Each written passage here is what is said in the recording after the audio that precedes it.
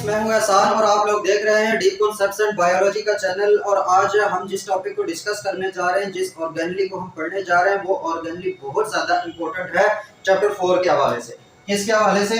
Chapter 4 के हवाले से बहुत ज्यादा इंपॉर्टेंट ऑर्गेनली है। क्यों?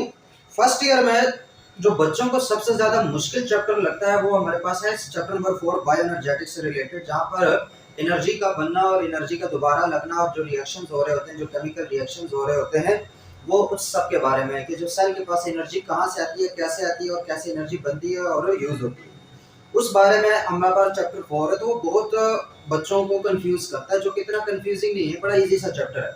लेकिन उसको समझने के लिए जो बुक के पहले 3 चैप्टर्स हैं उनका पढ़ा होना और उनका समझा होना बहुत ज्यादा लाजमी होता है। ठीक है, जब हमें अपने 3 चैप्टर जो हमें पता होंगे तो उसके बाद चैप्टर 4 को समझना जो है वो कोई मुश्किल काम नहीं है। इसी तरह चैप्टर 4 में एक और बात कि चैप्टर 4 में बेसिकली 2 बातों को डिस्कस किया गया है। एक हमारे पास फोटोसिंथेसिस है, एक क्या है? फोटोसिंथेसिस। और एक हमारे पास है cellular respiration. Cellular respiration basically हमारा चैप्टर जो है वो इन 2 चीजों पे ज्यादा फोकस करता है। उसके बाद हमारे पास फोटो रिस्पायरेशन है, वो फोटोसिंथेसिस के साथ ही मतलब उसका उलट हो जाता है, तो एक अलग चीज है। लेकिन बेसिकली जो चैप्टर 4 है वो इन 2 चीजों पे, इन 2 टॉपिक्स पे फोकस कर रहा होता है। फोटोसिंथेसिस कैसे होती है और सेल्यूलर रिस्पायरेशन कैसे होती है, उन चीजों को उन्होंने डिस्कस करना किया था वहां पे। तो वो जो चैप्टर 4 है उसमें फोटोसिंथेसिस में जो सबसे ज्यादा ऑर्गेनिक इन्वॉल्व है वो क्लोरोप्लास्ट है। वो क्या है?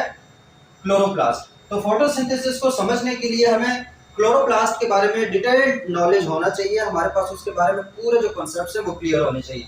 और सेल्यूलर रिस्पायरेशन को समझने के लिए कौन से ऑर्गेनेली का होना मस्ट है? माइटोकॉन्ड्रिया का। माइटोकॉन्ड्रिया के बारे में आप लोगों को मुकम्मल इंफॉर्मेशन होगी तो उसके बाद सेल्यूलर रिस्पायरेशन को समझना कोई मुश्किल काम नहीं होता। इसी वजह से चैप्टर 1 में हम ऑर्गेनेलीज पढ़ाई जाती है, क्योंकि यही ऑर्गेनेलीज फिर आगे जितने भी चैप्टर्स है उसमें कहीं ना कहीं इन्हीं ऑर्गेनेलीज में काम हो रहा होता है। तो सेल्यूलर रिस्पायरेशन के लिए माइटोकॉन्ड्रिया और फोटोसिंथेसिस के लिए क्लोरोप्लास्ट। तो आज हम जिस चैप्टर को, जिस टॉपिक को समझेंगे वो हमारे पास क्या है? माइटोकॉन्ड्रिया। वो क्या है? माइटोकॉन्ड्रिया। कि माइटोकॉन्ड्रिया ऐसी क्या, कौन सी ऑर्गेनेलीज होती है, इनका काम क्या, इनका स्ट्रक्चर क्या है, इन सारी चीजों के बारे में समझेंगे। अब सेल्यूलर रिस्पायरेशन क्या होता है? देखो, सेल्यूलर रिस्पायरेशन में जब उस चैप्टर में हम देखेंगे कि सेल्यूलर रिस्पायरेशन सेल का वो प्रोसेस है जिसमें सेल ऑक्सीजन यूज करता है। क्या करता है? ऑक्सीजन यूज करता है और एनर्जी ऑब्टेन करता है। और एनर्जी क्या करता है? ऑब्टेन करता है, एनर्जी बनाता है। कैसे? By breaking what? क्या चीजें तोड़ता है? शुगर्स, फैट्स और दूसरे जो ऑर्गेनिक कंपाउंड्स है उनको वो तोड़ के उनसे क्या लेते हैं? एनर्जी लेता है और इस्तेमाल क्या करते हैं उसमें? ऑक्सीजन। ये सेल के जो बेसिक अगर सेल्यूलर रिस्पायरेशन को हम डिफाइन करें तो ऐसे ही होगा कि वो शुगर, फैट्स या ऑर्गेनिक जैसे कंपाउंड्स को ब्रेक करता है और उनकी ब्रेक करने की वजह से उनसे एनर्जी सेल को मिलती है और उनमें यूज क्या होता है? ऑक्सीजन यूज होता है। इसको कहते हैं सेल्यूलर रिस्पायरेशन। ठीक है, तो ये हमारे पास चैप्टर 4 का बेसिक जो फिनोमेना है सेल्यूलर रिस्पायरेशन का वो यही है। अब वो कैसे ब्रेक करते हैं, कौन से कंपाउंड होते हैं, शुगर कैसे ब्रेक होती है, कौन से स्टेप्स हैं, वो हम इंशाल्लाह चैप्टर 4 में देखेंगे। लेकिन ये जो सारा काम हो रहा होता है ना सेल्यूलर रिस्पायरेशन का, ये तकरीबन सारे का सारा माइटोकॉन्ड्रिया के अंदर हो रहा होता है। या तो माइटोकॉन्ड्रिया के अंदर हो रहा होता है या उसके स्पेस में हो रहा होता है। कुछ स्टेप्स हैं जो कि ग्लाइकोलाइसिस वगैरह वो साइटोप्लाज्म में हो रहे होते हैं। तो वो समझने के लिए हमारे पास माइटोकॉन्ड्रिया का समझना बहुत ज्यादा इंपॉर्टेंट है। तो चलो इस लेक्चर में हम शुरू करते हैं कि माइटोकॉन्ड्रिया कौन सी बिला है उसके बारे में देखेंगे। ठीक है, माइटोकॉन्ड्रिया क्या है उसके बारे में आज हम बहुत ही डिटेल से जो है वो पढ़ेंगे इंशाल्लाह। और हमारे लेक्चर होते हैं लंबे क्योंकि हम कॉन्सेप्ट्स पे काम करते हैं, हम कंसेप्चुअल, हमारे पास कोई शॉर्टकट नहीं होता, क्योंकि शॉर्टकट से चीजें रटा ही लगा सकते हैं, उसको समझना मुश्किल हो जाता है। तो ठीक है, यहाँ पर जो है पूरा मतलब एक कॉन्सेप्ट दिया जाता है, एक ही बार सुनना होता है, उसके बाद चीजें जहन में बैठ जाती है, दोबारा उसके रटा लगाने की या याद करने की जरूरत नहीं होती, क्योंकि वो चीजें बायो है, एक्चुअली ये चीजें प्रेजेंट हैं। तो सबसे पहले हमारे पास क्या है? माइटोकॉन्ड्रिया। अब माइटोकॉन्ड्रिया सिंगुलर इसको माइटोकॉन्ड्रियन बोलते हैं। अगर एक माइटोकॉन्ड्रिया हो किसी सेल में तो वो माइटोकॉन्ड्रियन है। ठीक है, ये सबको पता है। बाकी और बेसिक थोड़ी सी है कि मतलब इसको कॉलिकर ने जो है वो डिस्कवर किया था। कॉलिकर ने इसको डिस्कवर किया था, मतलब जरूरी नहीं किसी बुक में लिखा होता है, किसी में नहीं लिखा होता, आई थिंक फैक्ट बोर्ड में नहीं है।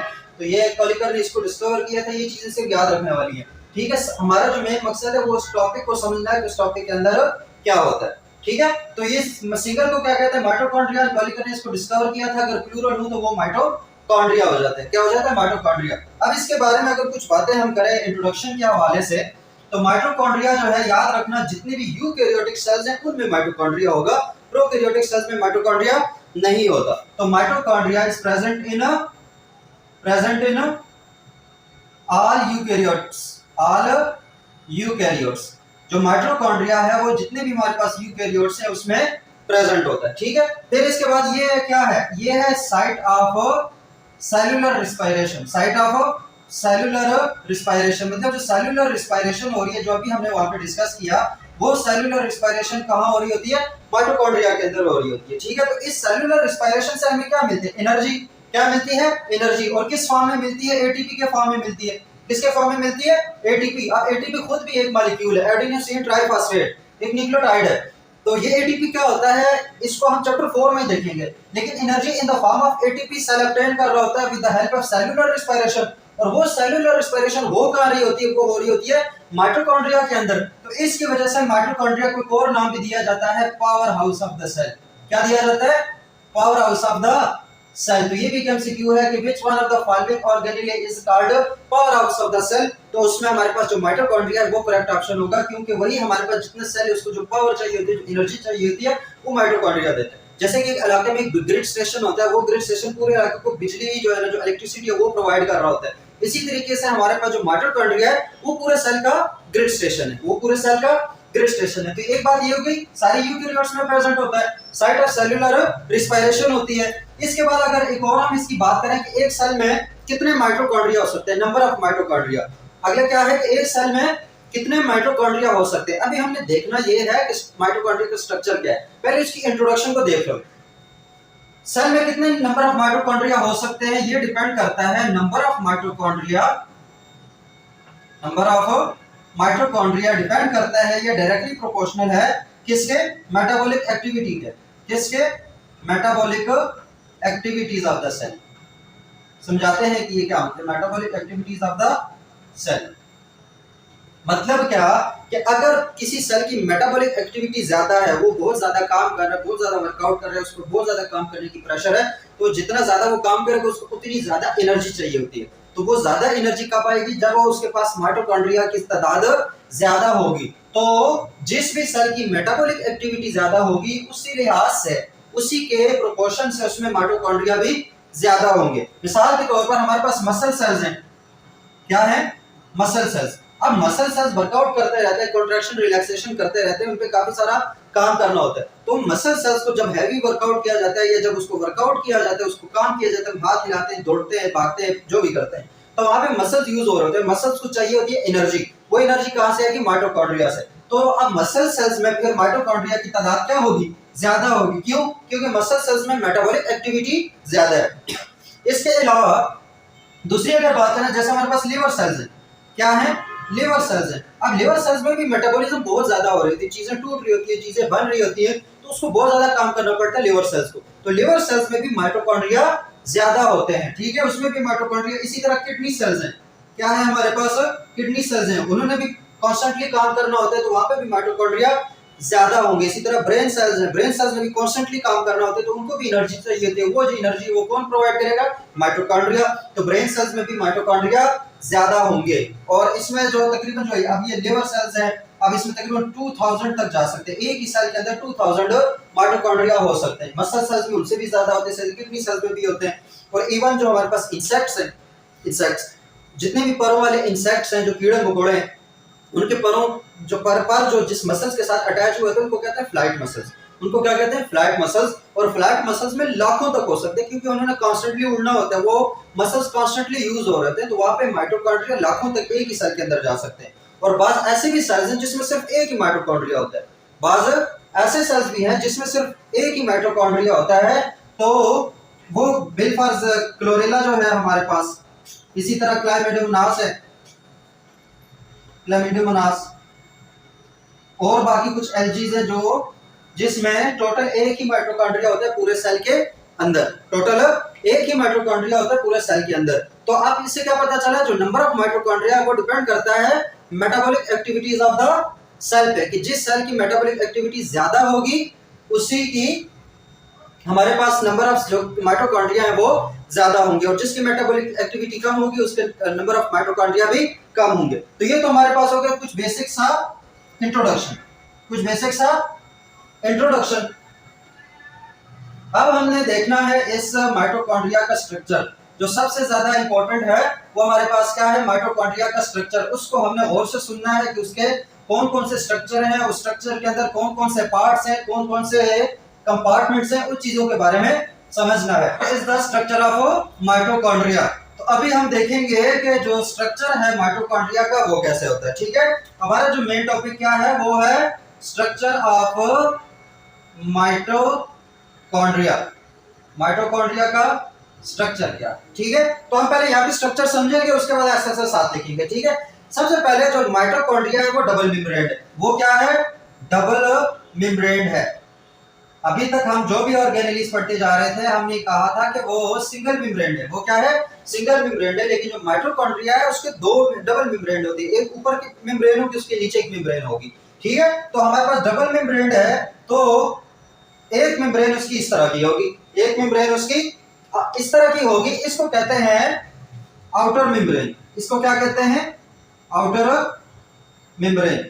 जो सबसे बाहर वाली मेम्ब्रेन होती है वो हमारे पास क्या होती है, आउटर मेम्ब्रेन। फिर याद रखना, अगर लाइट माइक्रोस्कोप में हम माइटोकॉन्ड्रिया को देखें तो ये हमारे पास सिलिंड्रिकल, कैसे, सिलिंड्रिकल या फिर रॉड शेप के होते हैं। किसके होते हैं, सिलिंड्रिकल या फिर रॉड शेप के होते हैं। जिस तरह हमारे पास ये मार्कर है, इस शेप के हमारे पास लाइट माइक्रोस्कोप में नजर आ रहे होंगे।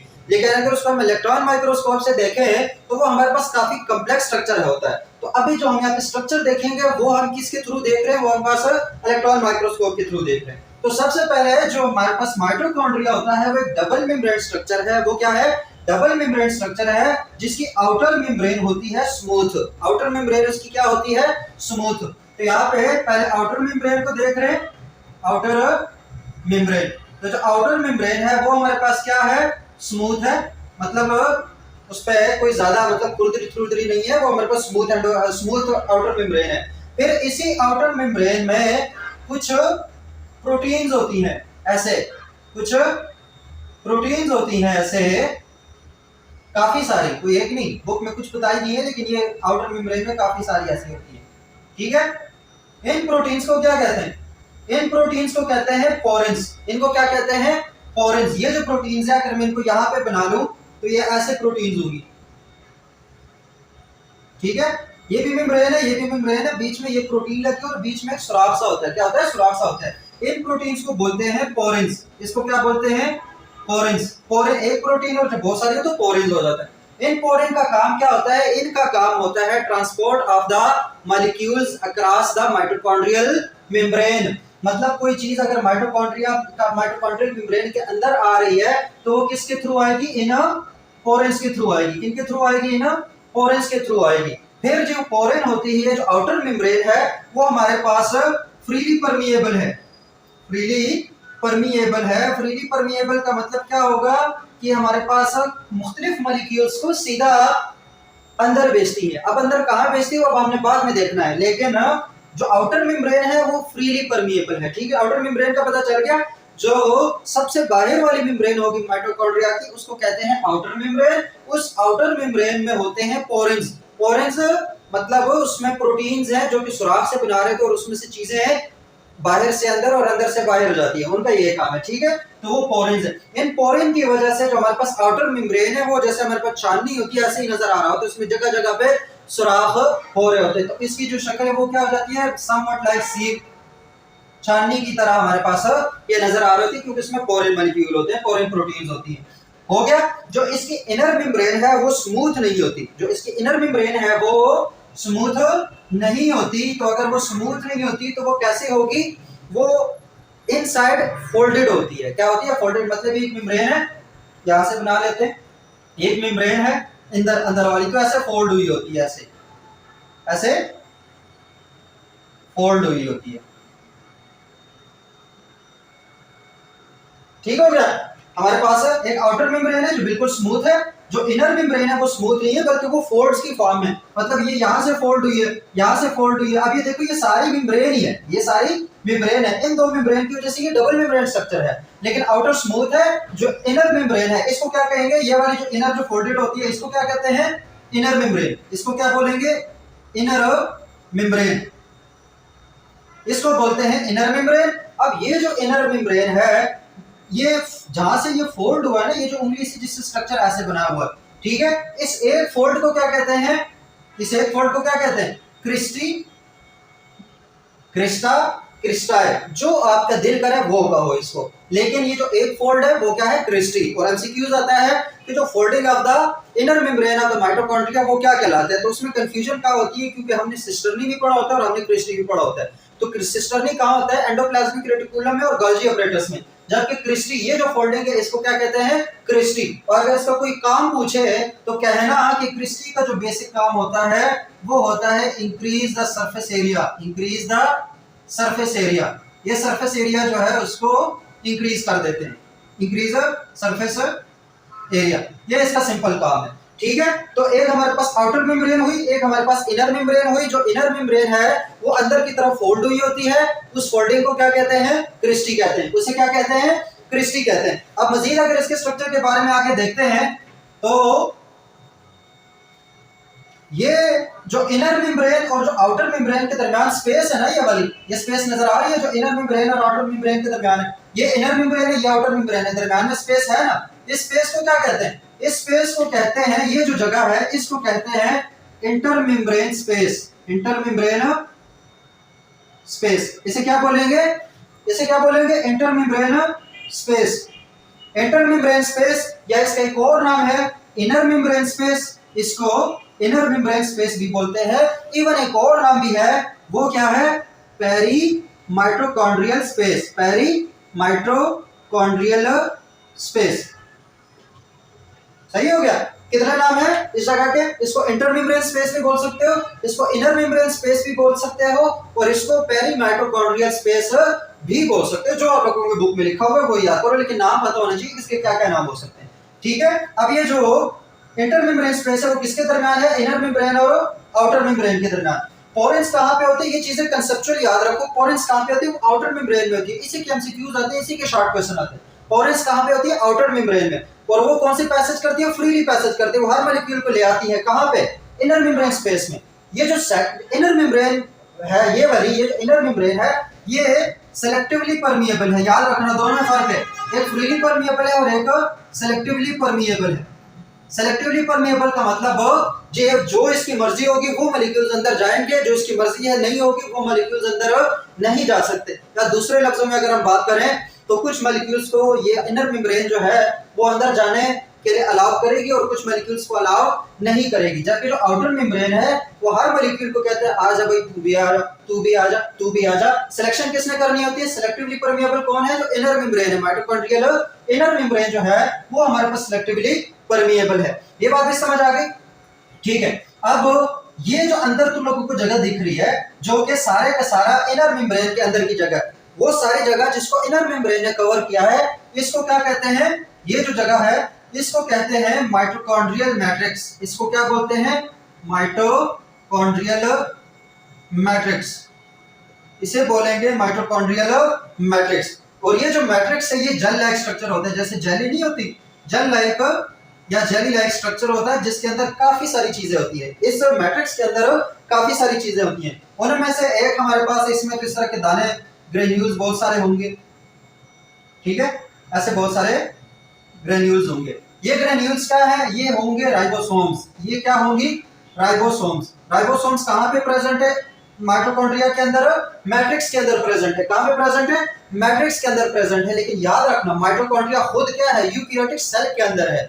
हमने पढ़ा कि यूकैरियोटिक सेल का जो राइबोसोम होता है वो 80S होता है, लेकिन जो हमारे पास राइबोसोम माइटोकॉन्ड्रिया का होता है वो हमारे पास 70S होता है। क्या होता है, 70S। और इस 70S से बहुत सारी चीजें तुम लोगों की क्लियर हो जानी चाहिए। अगर तुम लोगों ने स्वेटबर्ग इक्वेशन और राइबोसोम्स का लेक्चर देखा हुआ है कि 70S का मतलब यही होगा कि ये वाले राइबोसोम्स दूसरे राइबोसोम से थोड़े से छोटे होंगे, फिर वो वाले राइबोसोम सेंट्रीफ्यूज में जल्दी सेटल होते हैं, ये जल्दी सेटल नहीं होंगे। क्यों नहीं होंगे? क्योंकि ये 70s के हैं, वो वाले 80s के हैं। ये बात भी हो गई। एक तो इसमें होते हैं राइबोसोम्स, एक इसमें क्या होता है राइबोसोम्स, और वो भी कौन से वाले 70s राइबोसोम्स। और एक बात याद रखना, बाकी जितने भी ऑर्गेनेलीज होती हैं उसमें अपना डीएनए नहीं होता, लेकिन सेल के अंदर दो ऐसे ऑर्गेनेलीज हैं जिनका अपना ही डीएनए है। कौन कौन से? एक माइटोकॉन्ड्रिया और एक हमारे पास क्लोरोप्लास्ट। इनमें ये जो प्लास्टिड्स हैं उनमें अपना डीएनए होता है, माइटोकॉन्ड्रिया में भी अपना डीएनए होता है। लेकिन कौन से वाला डीएनए? सर्कुलर डीएनए होता है। कौन सा होता है?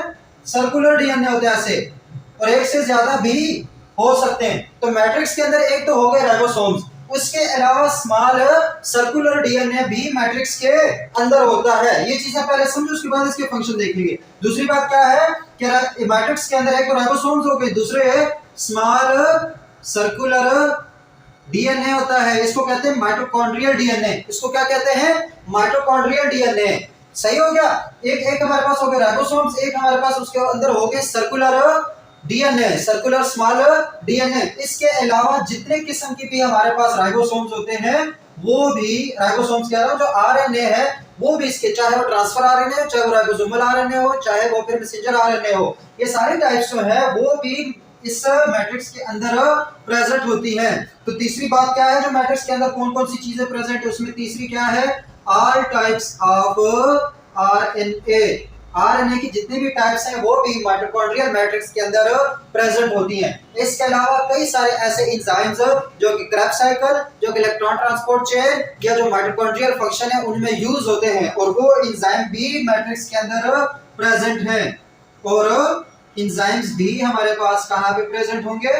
माइटोकॉन्ड्रियल मैट्रिक्स में। तो अगर क्वेश्चन आए कि क्या क्या प्रेजेंट है हमारे पास माइटोकॉन्ड्रियल मैट्रिक्स में, तो उसमें राइबोसोम्स भी होते हैं। कौन से वाले? 70s ribosomes. उसमें स्मॉल सर्कुलर डीएनए भी होता है, उसमें ऑल टाइप्स ऑफ आरएनए भी होते हैं, और उसमें एंजाइम्स भी होते हैं। ये बात समझ आ गई? अब ओवरऑल देखिए इसके सारे स्ट्रक्चर को। आउटर मेम्ब्रेन स्मूथ है जिसके अंदर पोरेंस है, इनर मेम्ब्रेन जो है वो फोल्डेड है, उस फोल्ड को क्या कहते हैं? क्रिस्टाई कहते हैं।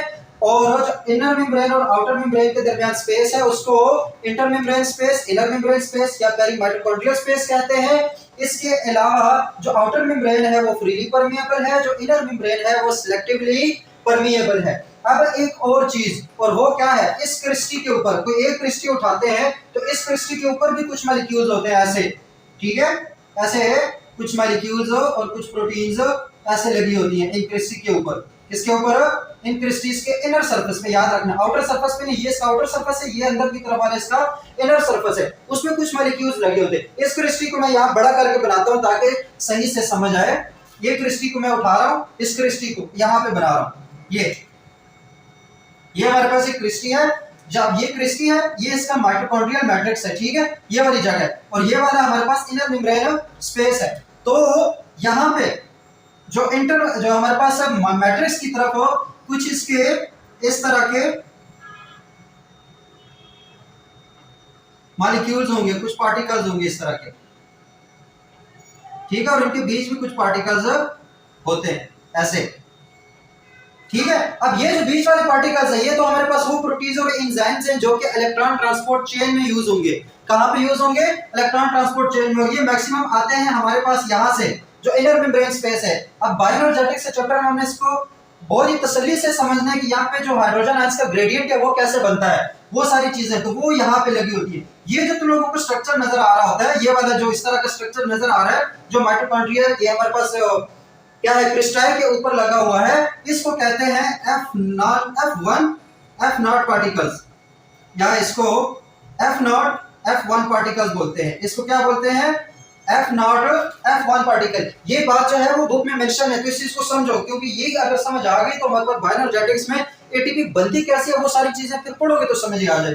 F1 जो पार्टिकल है वो क्या होगा?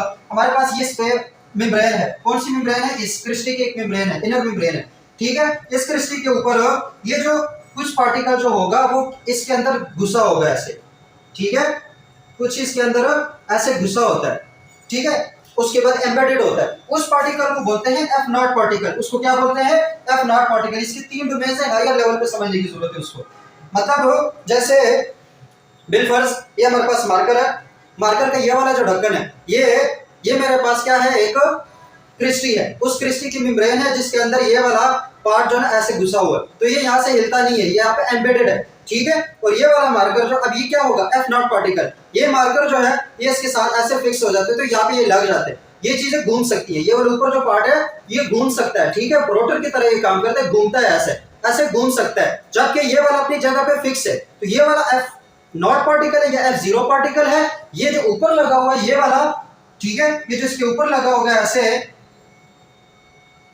फूल की तरह, इसके 5 डोमेन्स होते हैं, इसलिए मैं बना रहा हूं, जो रोटर की तरह घूम सकता है, उसको कहते हैं F1 पार्टिकल, उसको क्या बोलते हैं, F1। F नॉट मेम्ब्रेन के अंदर एम्बेडेड है, जो F1 पार्टिकल है वो मेम्ब्रेन के आगे मैट्रिक्स के अंदर होगा, और उसमें खूबी है कि वो घूम सकता है, और इस घूमने की वजह से जो हाइड्रोजन आयंस हैं वो यहाँ से यहाँ जाएंगे और एटीपी जो है वो बनती चली जाती है, एटीपी की सिंथेसिस होती है, कहाँ, F1 F नॉट पार्टिकल की वजह से। ये जो F1 F नॉट पार्टिकल है इसका एक दूसरा नाम है, और वो क्या है, ATP synthase enzyme, ATP synthase enzymes, ठीक है। एटीपी सिंथेज एंजाइम मतलब ये एक ऐसा पार्टिकल, एक ऐसा स्ट्रक्चर है जो कि एटीपी को बना रहा है, एडीपी को एटीपी में कन्वर्ट कर रहा है। कैसे कन्वर्ट कर रहा है वो अगले चैप्टर में हम देखेंगे, लेकिन यहाँ पे ये चीज समझना जरूरी है कि ये जो क्रिस्टी है ये कोई नॉर्मल चीज नहीं है, बड़ा इंपॉर्टेंट स्ट्रक्चर है। क्यों? क्योंकि इसके ऊपर एफ नॉट F1 पार्टिकल होते हैं जिनका काम क्या होता है, एटीपी को बनाना। तो इसको F नॉट F1 पार्टिकल भी कह सकते हो, इसको एटीपी सिंथेज एंजाइम भी बोल सकते हैं, दोनों इसके नाम है। F नॉट F1 के मैंने समझा दिया कि इसको F नॉट F1 क्यों बोलते हैं, इसको FATPs भी बोलते हैं। क्या बोलते हैं? FATPs, मतलब F पार्टिकल से related. F not particle membrane के अंदर एम्बेडेड होगा, कौन सी मेम्ब्रेन के अंदर, इनर मेम्ब्रेन के अंदर, जबकि जो F1 पार्टिकल है वो मैट्रिक्स की तरफ होगा और उसमें रोटेट करने की एबिलिटी है, वो रोटेट होगा। कैसे रोटेट होता है, फिर एडीपी कहाँ होती है, एटीपी कहाँ होती है और उसकी सिंथेसिस कैसे होती है वो हम आगे पढ़ेंगे।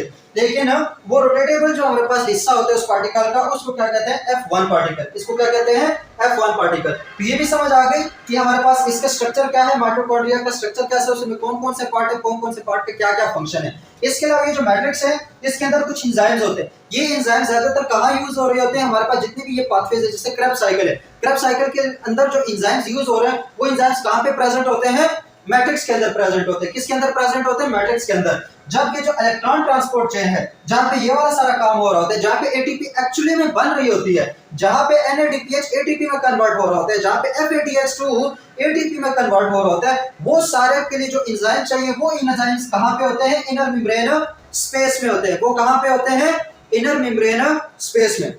तो ये तो हो गया इसके स्ट्रक्चर। अभी वो जो बॉक्स है उसमें बड़ी इंपॉर्टेंट बातें लिखी हुई है बुक के अंदर, वो बॉक्स है उसको थोड़ा समझो। हमने वो सारी चीजें समझ लिया, उसको एनालाइज करना है। वो कैसे, वो ऐसे कि चाहे जब हम क्लोरोप्लास्ट का स्ट्रक्चर देखेंगे तो उसमें भी ये वाली चीजें प्रेजेंट होंगी, हम माइटोकॉन्ड्रिया का स्ट्रक्चर देखें तो उसमें भी ये वाली चीजें प्रेजेंट है। अब देखो इसमें ये क्या है, सर्कुलर डीएनए है।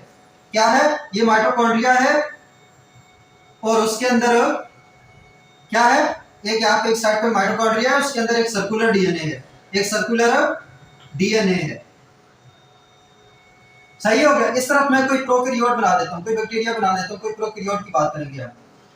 प्रोकैरियोट्स में भी ज्यादातर जो डीएनए होते हैं जो प्लाज्मिड की फॉर्म में होते हैं, अगर याद होगा प्रोकैरियोट्स को पढ़ेंगे तो वहां पे देखेंगे वो भी क्या होती है, सर्कुलर डीएनए होती है।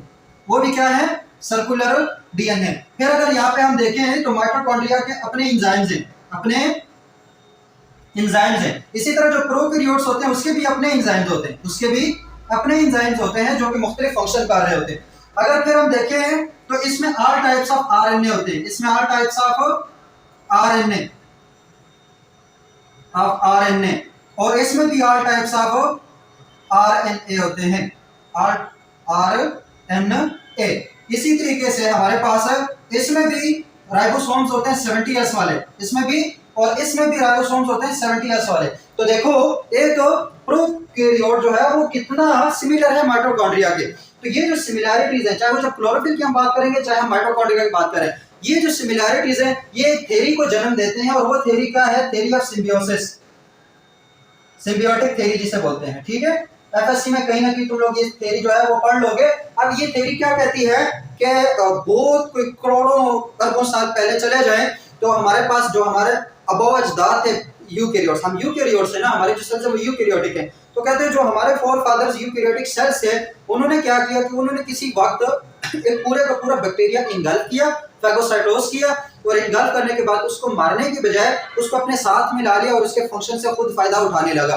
तो इसकी वजह से जब कोई रेस्पिरेटरी हमारे पास एक बैक्टीरिया था, उसको उसने इनगल्फ किया तो वो अंदर आके माइटोकॉन्ड्रिया बन गया। क्यों बन गया? क्योंकि इसमें जो चीजें हैं उनकी अपनी प्रॉपर्टी है। इसके अलावा इसका अपने जब सर्कुलर डीएनए होगा तो इसमें एक और एबिलिटी आ जाती है कि जो माइटोकॉन्ड्रिया है वो सेल्फ रेप्लिकेटिव है। वो क्या है? सेल्फ रेप्लिकेटिव, मतलब ये खुद ही रेप्लिकेट करता है। इसको रेप्लिकेट करने के लिए न्यूक्लियस से इजाजत लेने की जरूरत नहीं है। इसके पास अपना क्रोमोसोम है, इसके पास अपना डीएनए है, ये खुद को रिपीट करता है। तो इसी वजह से जहां पे माइटोकॉन्ड्रिया की तादाद ज्यादा चाहिए होती है तो ये खुद को जल्दी से रेप्लिकेट करके डिवाइड करके अपने बहुत सारे बच्चे बना देते हैं माइटोकॉन्ड्रिया खुद ही। माइटोकॉन्ड्रिया को रेप्लिकेशन के लिए न्यूक्लियस की इजाजत नहीं होती। तो अगर ये सेल्फ रेप्लिकेटिव है तो इसके बाद इसकी जो फिशन होती है, इसके जो सेल ये माइटोकॉन्ड्रिया है तो ये कैसे दो होता है? बस यहाँ से ये दो हो जाता है, एक ऐसे हो जाता है और एक ऐसे हो जाता है। यही काम होता है बैक्टीरिया में। तो इसको क्या बोलते हैं? इस प्रोसेस को बोलते हैं फिशन। इस प्रोसेस को क्या बोलते हैं?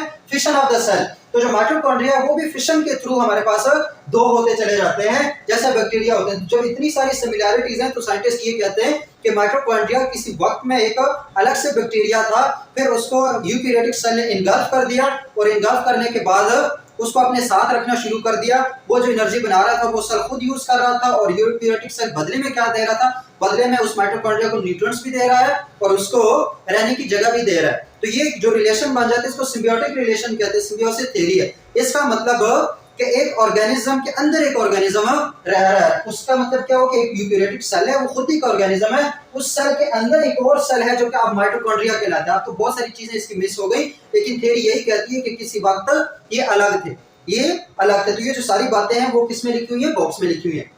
इसके अलावा एक और चीज याद रखना, माइटोकॉन्ड्रिया जो है वो हमेशा मदर की तरफ से आता है। फादर की तरफ से माइटोकॉन्ड्रिया बच्चे में नहीं आ सकता। क्यों नहीं आ सकता? क्योंकि जो हमारे पास स्पर्म होता है उसमें सिर्फ न्यूक्लियस होता है, उसमें सेल का कोई और पार्ट नहीं होता। जबकि जो हमारे पास एग है उसमें न्यूक्लियस के अलावा हमारे पास न्यूक्लियस होते हैं, उसमें हमारे पास माइटोकॉन्ड्रिया होती है, साइटोप्लाज्म सारा कुछ होते हैं। तो जो हमारे पास माइटोकॉन्ड्रिया वो मदर की तरफ से आता है और वो फादर की तरफ से नहीं आ सकता। ये बात एक याद रखना कि जितने भी माइटोकॉन्ड्रिया होंगे वो मैटरनल होंगी। वो क्या होंगी? मदर सेल से आएंगी, फादर सेल से नहीं आएंगी। ये बात हो गई। यहाँ पे हमारे पास जो माइटोकॉन्ड्रिया का वो टॉपिक है वो क्लोज हो गया। इसमें काफी सारी इंपॉर्टेंट बातें थी। होप्स आप लोगों को समझ आ गई होंगी कि इसकी इंट्रोडक्शन क्या था, इसका मतलब काम क्या हो सकता है, मेटाबॉलिक एक्टिविटी के साथ कैसे नंबर इंक्रीज कर सकते हैं, इसका स्ट्रक्चर क्या है, आउटर मेम्ब्रेन क्या है, इनर मेम्ब्रेन क्या है, स्पेस क्या है, मैट्रिक्स क्या है, मैट्रिक्स के अंदर क्या क्या चीजें हैं, क्रिस्टल क्या है, क्रिस्टल के स्ट्रक्चर कैसे होते हैं, उसके अंदर क्या क्या पार्टिकल हैं, F0 F1 पार्टिकल क्या होता है, इसको एटीपी सिंथेज क्यों बोलते हैं, कोरेंस क्या होते हैं, इनर मेम्ब्रेन स्पेस में कौन सी एंजाइम हो सकते हैं, मैट्रिक्स में कौन सी एंजाइम हो सकते हैं, और इसकी फिर सिमिलैरिटी क्या है प्रोकैरियोट्स के साथ, वो चीजें सारे हमने डिस्कस कर ली माइटोकॉन्ड्रिया के लेक्चर में। और तकरीबन यही सिमिलैरिटीज होंगी हमारे पास जब हम क्लोरोप्लास्ट को पढ़ेंगे। ठीक है, बस कुछ उसमें डिफरेंसेस हैं।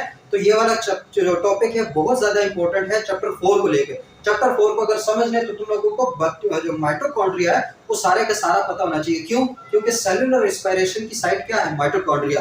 चैप्टर 4 रिलेटेड फोटोसिंथेसिस और सेलुलर रेस्पिरेशन से। तो सेलुलर रेस्पिरेशन समझना है तो वो कहाँ हो रहा है उस जगह को समझो, और वो जगह क्या है? माइटोकॉन्ड्रिया। माइटोकॉन्ड्रिया समझ आ गई तो सेलुलर रेस्पिरेशन में फिर और कोई रॉकेट साइंस नहीं है, फिर वो इजी सा सीन है सारा। बस कॉन्सेप्ट क्लियर होना चाहिए कि ये काम हो रहा है तो कैसे हो रहा है और कहाँ हो रहा है। ठीक हो गया? तो होप्स आप लोगों को समझ आ गई होगी। अगर आ गई और लेक्चर पसंद आया तो चैनल को सब्सक्राइब भी करो, लाइक भी करो, और तब तक के लिए मुझे इजाजत दो। अल्लाह।